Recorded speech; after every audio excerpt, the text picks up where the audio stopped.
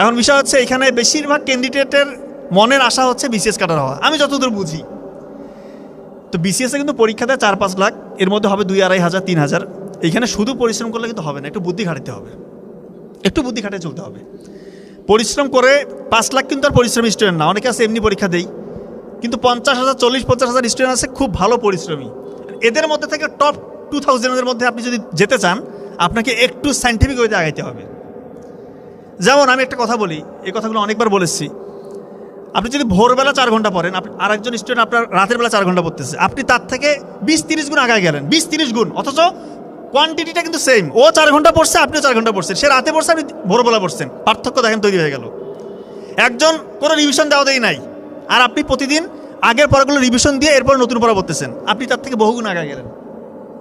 একজন প্রতি ঘন্টার মধ্যে অন্তত 20 মিনিট পরে 10 মিনিট রেস্ট দিচ্ছে, আর একজন টানা পড়তেছে, আপনি তার থেকে আগে গেলেন।